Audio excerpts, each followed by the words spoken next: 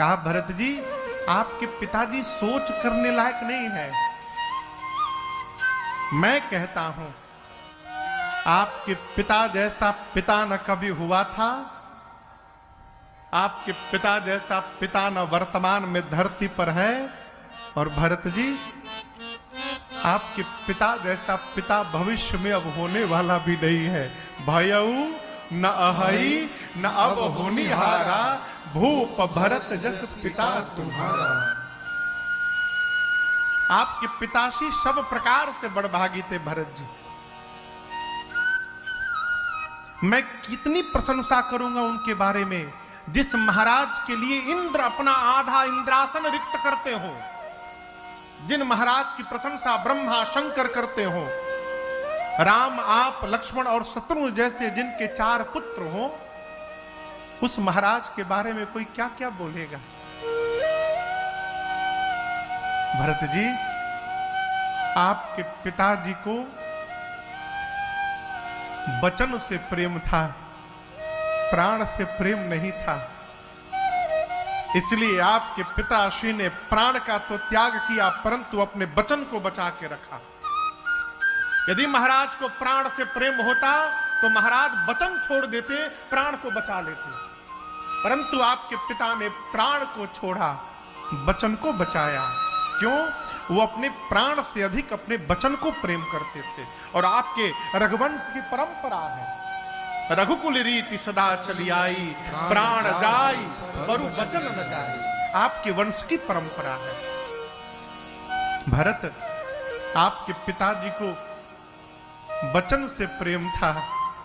यही बात जानकर आपके भैया एक वचन मान करके वन में चले गए, दूसरा वचन मान करके आप राजा बन जाइए ना। भरत जी हाथ जोड़कर बोले गुरुदेव एक प्रश्न मेरे मन में है। आप हमारे परिवार में, हमारे नगर में, हमारे वंश में सबसे श्रेष्ठ हैं। क्या आपको ऐसा लगता है गुरुदेव आप यदि मना करते तो भैया आपकी बात न मानते और वन चले जाते? गुरुदेव भगवान ने कहा नहीं भरत, यदि मैं राम से कह देता कि राम आप वन न जाइए तो राम वन न जाते। भरत जी ने कहा आपने रोका क्यों नहीं? गुरुदेव भगवान ने कहा भरत आपके पिताजी ने वचन देने से पहले राम की सौगंध ले ली थी। कैकेयी जी से कहा था कि कैकेयी मैं राम की सौगंध लेकर कहता हूं आप जो मांगोगी मैं दूंगा। यदि राम वन न जाते तो राम का अनिष्ट हो जाता, इसलिए मैं नहीं रोका। भरत जी फिर कहे अच्छा ठीक है आप रोक नहीं सकते थे। कैकेयी ने पहले वचन में मेरे लिए राज सत्ता मांगा था, दूसरे वचन में भैया के लिए वनवास मांगा था। आप रोक नहीं सकते थे गुरुदेव। इतना तो कह सकते थे कि महाराज नियम से चलिए, पहले वचन को पूरा करिए, बाद में दूसरा वचन पूरा होगा, कह सकते थे ना। गुरुदेव भगवान बोले भरत ये तो मैं कर सकता था। भरत जी चरणों को पकड़ के बोले गुरुदेव आपने ऐसा क्यों नहीं किया? मैं यदि राजा बन जाता गुरुदेव ना तो मैं राजा बनते राज आज्ञा पारित कर देता कि मेरे भैया वन में नहीं जाएंगे, राम जी यहीं रुक जाते और पूरी सत्ता मैं भैया के चरणों में समर्पित कर देता। गुरुदेव आपने ऐसा क्यों नहीं किया? भरत जी के इस प्रश्न के आगे गुरुदेव निरुत्तर हो गए। थोड़ी देर सोचने के बाद बोले भरत मुझे तो लग रहा है कि आपके भैया राम ही बन जाना चाहते थे, इसलिए भरत ये विचार उस समय मेरे मन में आया ही नहीं। अब तो जो हो गया सो हो गया। यहां दर्शन करिए, गुरु जी भी नहीं चाहते हैं कि भरत जी राजा बने। आप कहोगे ये कौन सी बात कह रहे हैं महाराज? यही सांकेतिक बात है। जीवन में एक बात निवेदन करूं, जीवन में अपने बड़े के रहते कभी मालिक न बनिएगा। है। और एक भीतर की बात बताऊं, जो सुख सेवक बन के जीने में आता है वो सुख स्वामी बनकर के प्राप्त नहीं हो सकता है, इसलिए सेवक बने रहिए। गुरुदेव भगवान ने कहा, भरत जी वेद विदित है, लोक सम्मति है। आगे सुनिए, पिता जिस पुत्र को सत्ता देता है वही पुत्र उस सत्ता का अधिकारी होता है। जेहि पितु दे ईसो पावई टीका। इस एक वाक्य को जैसे गुरु जी ने कहा, भरत जी मन में सोचने लगे, गुरुदेव पिताजी मुझे नहीं देना चाहते थे, पिताजी भैया को देना चाहते थे, मेरे लिए मांग आ गया है। आपके इस वाक्य के अनुसार इस सत्ता का अधिकारी मैं नहीं हूं, इस सत्ता के अधिकारी मेरे भैया हैं। ये मंत्र मिल गया भरत जी को। गुरुदेव ने कहा, हम कहते हैं भरत जी आज राजा बन जाइए, राम जी जब लौटेंगे उस समय सेवा करके लौटा दीजिएगा। सुमंत जी ने भी कहा, कौशल्या मैया ने भी कहा। भरत जी खड़े होकर बोले, गुरुदेव हम एक बात बोले। गुरु जी ने कहा, कहिए। भरत जी बोले, गुरुदेव कोई स्त्री शरीर पर सारे गहने पहन ले और यदि कपड़ा न पहने, न वस्त्र न पहने, तो वो गहने जो शरीर को सजाते थे वो गहने आज भार लगने लगेंगे, व्यर्थ लगेगा। मन में यदि वैराग्य नहीं है तो ब्रह्म के ऊपर प्रवचन व्यर्थ है। हृदय में यदि प्रेम नहीं है तो ये माला जपना, व्रत करना, अब पूजा करना सब व्यर्थ है, बेकार है। शरीर को रोग हुआ है तो रोगी शरीर को नाना प्रकार का भोग व्यर्थ है। कितना भी सुंदर शरीर हो, स्वरूप हो, चेहरा हो, उसमें यदि प्राण नहीं है तो वो शरीर व्यर्थ है। गुरुदेव उसी प्रकार आप कही रहे हो राजा बन जाओ अयोध्या का, मैं कहता हूं अयोध्या में आप सब लोग हैं, परंतु यदि मेरे भैया राम नहीं है तो भरत के लिए अयोध्या व्यर्थ है, इसका कोई अर्थ नहीं मेरी दृष्टि में। बादी मोर सब बिनु रघुराई। आप कल्पना करिए, आप सभी लोगों से मैं हाथ जोड़कर कहता हूं, आप लोग तनिक विचार करिए, मैं कितना बड़ा पापी हूं। अभी मैं राजा नहीं बना, मेरे नाम की प्रस्तावना रखी गई है कि भरत राजा बनेगा, मेरा नाम सामने आया, पिताजी मर गए। मेरा नाम सामने आया, बड़े भैया वन में चले गए। गुरुदेव मैं कितना बड़ा पापी हूं, जिस भरत के नाम के आने से इतना उत्पात हो गया। जिस दिन ये पापी सिंहासन पर बैठ जाएगा, धरती बर्दाश्त नहीं कर पाएगी, फट के रसातल में चली जाएगी। गुरु जी ने कहा, भरत जी आप क्या कह रहे हैं? आपके सिंहासन पर बैठने से धरती फट जाएगी? धरती का सबसे बड़ा पापी रावण अभी सिंहासन पर बैठा है। यदि धरती रावण के भार को बर्दाश्त कर सकती है तो आप जैसे साधु के भार को नहीं बर्दाश्त कर पाएगी। भरत जी ने कहा, गुरुदेव रावण पापी है, ये धरती मैया जानती है। गलत व्यक्ति गलत कार्य करे तो किसी को आश्चर्य नहीं होगा, परंतु यदि साधु के वेश में कोई गलत कार्य करे तो समाज इसको बर्दाश्त नहीं कर पाएगा। मेरे जैसा भरत जैसा अपने से बड़े के आसन पर बैठ जाए, ये अन्याय धरती बर्दाश्त नहीं कर पाएगी, फट के रसातल में चली जाएगी। आप सबने अपनी बात कह दी, अब मैं अपनी बात कहना चाहता हूं। गुरुदेव एक आका मन प्रात काल चली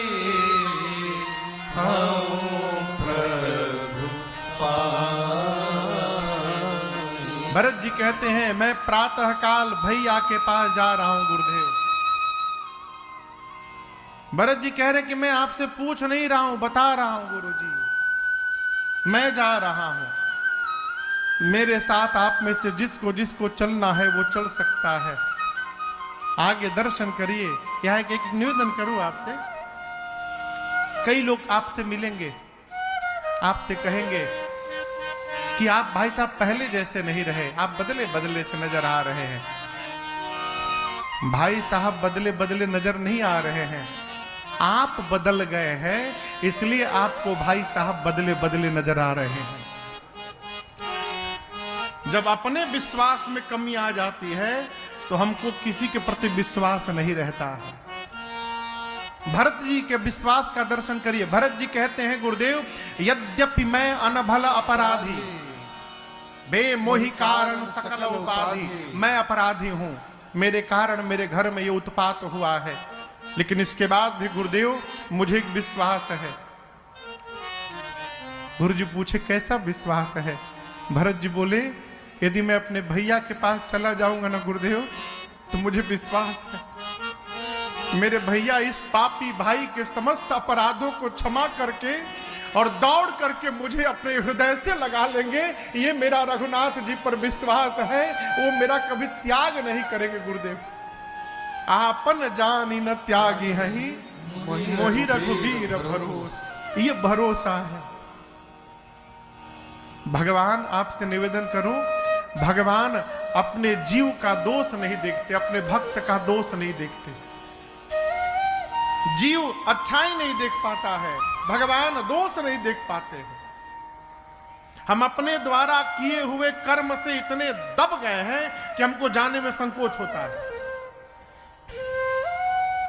आपको एक उदाहरण सुना रहा हूं, किसी महात्मा के मुख से मैंने सुना, मैं आपको सुना रहा हूं।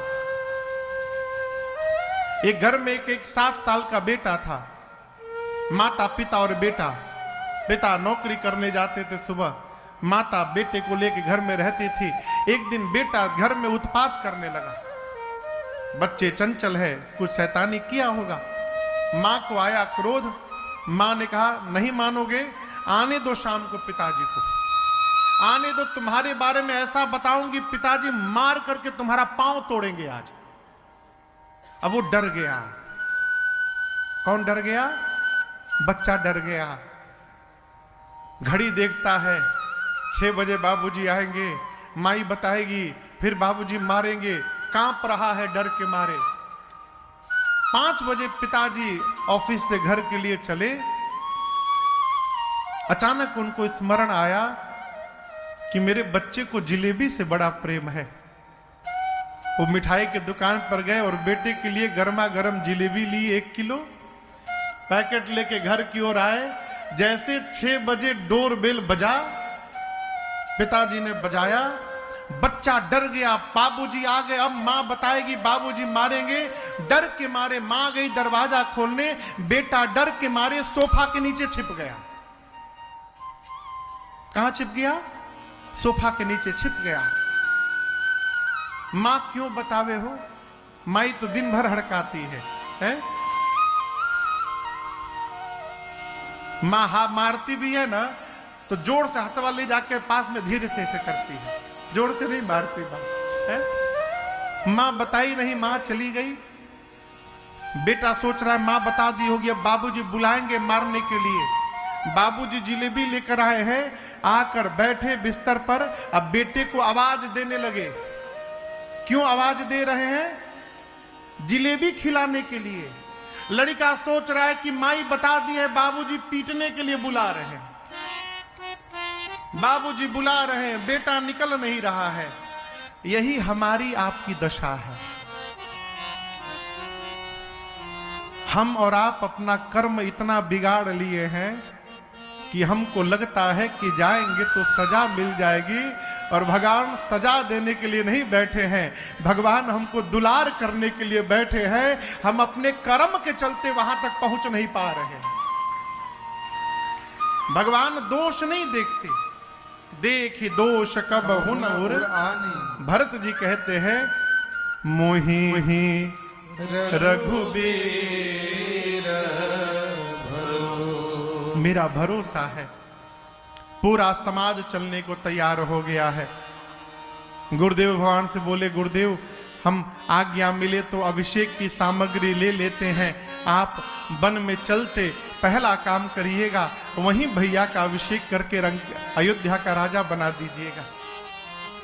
पूरी सामग्री लिए रथ पर गुरुदेव को बिठाए, पालकी में माताओं को बिठाएं, सेवकों को अयोध्या का भार सौंपे, पूरी प्रजा अपने अपने वाहन पर सबको लेकर भैया भरत चले चित्रकूट हो रामा, राम को मनाने भरत चले चित्रकूट हो रामा, राम को मनाने, राम को मनाने भैया लखन को मनाने, राम को मनाने सिया लखन को मनाने, भैया भरत चले चित्रकूट हो रामा,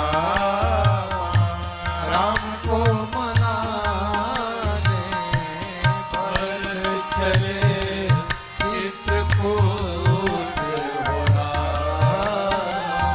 राम को मनाने, बनसिया राम समुझि मन माही, बनसिया राम समुझि मन माही, भरत जी सानुज भरत पया देहि जाहि, सानुज भरत पया देहि जाहि, संग साधक से धसयाने हो रामा, राम को मनाने भरत चले चित्रकूट हो रामा, राम को मनाने, राम को मनाने, राम को मनाने। भरत जी पूरे समाज को लेकर चले। भरत भैया पैदल पैदल चलने लगे, सारे लोग वाहन पर, भरत जी शत्रुघ्न जी पैदल पैदल। क्यों? भैया वन में बैठे हैं, हम वाहन पर बैठ के जाएंगे मिलने के लिए।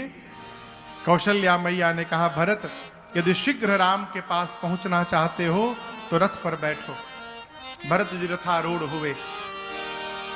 पहले दिन तमसा नदी के तट पर विश्राम, दूसरे दिन गोमती नदी के तट पर विश्राम, तीसरे दिन सई नदी के तट पर विश्राम हुआ और चौथे दिन चलकर पूरा समाज श्रृंगवेरपुर में पहुंचा, निषाद राजगुह के पास। रात्रि बीती है, प्रातः काल भरत जी ने गंगा पार करने के बाद सबको आगे निकाला। सारे लोग चले गए और सबके जाने के बाद भरत जी पैदल पैदल चलने लगे। सेवकों ने कहा, प्रभु अश्व पर बैठ जाइए। भरत जी ने कहा, देखो अयोध्या से पैदल चला तो मां के कहने पर रथ पर बैठ गया। क्यों?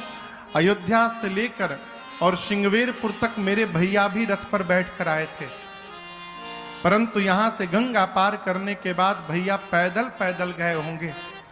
और यदि स्वामी पैदल पैदल गया है तो सेवक के लिए पांव पे चलना भी अपराध है। मेरे लिए उचित है सिर भरे जाऊं उचित अस मोरा, सब ते सेवक धर्म कठोर। भरत जी कहते मेरे लिए सिर पे चलना उचित होगा। पैदल पैदल भरत जी चले। आपको बतावें, गोस्वामी जी कहते पूरे पांव में छाले निकल गए हैं। कौशल्या मैया ने दुलार किया। भरत जी देखिए सब स्नान कर लिए हैं। गुरुदेव भगवान कहते भरत जी आप भी स्नान करिए। भरत जी त्रिवेणी जी में गए लेकिन भीतर नहीं जा रहे स्नान करने। गुरुदेव भगवान कहते भरत जी आप स्नान क्यों नहीं कर रहे हैं? भरत जी कहते गुरुदेव डर लग रहा है। क्यों? त्रिवेणी जी में कौन कौन नदियां हैं पता है? कौन कौन नदियां हैं? पहली नदी जोर से कहिए, गंगा मैया। दूसरी यमुना मैया। तीसरी सरस्वती मैया। भरत जी कहते हैं गुरुदेव, इन त्रिवेणी के बीच में सरस्वती हैं, और ये वही सरस्वती हैं जिन्होंने मति पलटा तो मेरे घर में उत्पात हुआ है। मुझे भय लग रहा है आज मैं जाऊं कहीं सरस्वती फिर से मेरी मति को पलट दी तो मैं राम विरोधी कहीं न बन जाऊं, इसलिए स्नान करने में भय लग रहा। गुरुदेव भगवान ने समझाया है। भरत जी ने स्नान किया। स्नान करने के बाद तीर्थराज प्रयाग से भरत जी ने भिक्षा मांगी है। आज भरत जी कहते, देखिए तीर्थराज प्रयाग जी, देखिए जब जीवन में समस्याएं आती है ना तो मनुष्य किसी भी प्रकार का व्यवहार करने लगता है। विपत्ति आने पर मनुष्य कुकर्म भी करने को तैयार हो जाता है। आरत काह न करई कुकर्मो। तीर्थराज प्रयाग के सामने खड़े होकर भरत जी ने कहा कि मैं पहले अपना परिचय दे दूं आपको। मैं जिस घर से आता हूं, मेरे घर में मांगने का नियम नहीं है, मेरे घर में देने का नियम है। मैं ब्राह्मण नहीं हूं, क्षत्रिय हूं। क्षत्रिय का धर्म देना है। लेकिन आज मेरे जीवन में विपत्ति आई है तीर्थराज प्रयाग, इसलिए मैं अपने धर्म का त्याग करके आपसे भीख मांगने आया हूं। जो मांगूंगा देंगे आप। तीर्थराज प्रयाग ने कहा, मेरे पास धर्म भी है, अर्थ भी है, काम भी है और मोक्ष भी है। कहिए क्या चाहिए? अर्थ, धर्म, काम, मोक्ष में क्या दे दूं? भरत जी बोले, क्या चाहिए ये तो बाद में बताऊंगा, पहले ये सुनिए क्या क्या नहीं चाहिए। आपने कहा अर्थ है, अर्थ लेने नहीं आया हूं। क्यों? इसी अर्थ ने तो मेरे घर में अनर्थ किया है। और याद रखिएगा, घर परिवार में अर्थ भी एक सीमा से ही होनी चाहिए। सीमा से ऊपर अर्थ हो जाए, ये मतिया बौरा जाते हो, अपने ही शत्रु दिखाई देने लगते हैं। भरत जी कहे, अर्थ लेने नहीं आया हूं, धर्म भी नहीं। भरत के जीवन का एक ही धर्म है, आखिरी श्वास तक रघुनाथ जी की आज्ञा का पालन करते रहना है। इसके अलावा दूसरा कोई धर्म नहीं है मेरे लिए। काम, आप कह रहे काम पूर्ण हो जाएंगे। राम को प्राप्त करने के बाद कोई अपूर्ण हो ही नहीं सकता। बिंदु जानते? बिंदु, पानी की बूंद, उसे बिंदु कहते हैं। बिंदु तभी तक बिंदु है जब तक सिंधु में नहीं जा रहा। बिंदु जब सिंधु में चला जाता है फिर बिंदु नहीं रहता, वो बिंदु भी सिंधु बन जाता है। राम को प्राप्त कर लेने के बाद अब जीवन में कोई चाह नहीं रही, इसलिए कामनाएं नहीं है। और सगुण उपासना करने वाला मोक्ष नहीं। तीर्थराज प्रयाग पूछे क्या चाहिए? भरत जी बोले, अर्थ चाहिए ना, धर्म काम चाहिए, बस कौशल्या कुमार मुझे राम चाहिए। कौशल्या कुमार मुझे राम चाहिए। अर्थ चाहिए न धर्म काम चाहिए। अर्थ चाहिए न धर्म काम चाहिए। कौशल्या कुमार मुझे कुमार मुझे राम चाहिए। आसरण अनाथ नाथ दीन हितकारी। आसरण अनाथ नाथ दीन हितकारी। चाहिए विप्र बधु पाप श्राप हारी। चाहिए विप्र बधु पाप श्राप हारी। मंदाकिनी ललित ललाम चाहिए।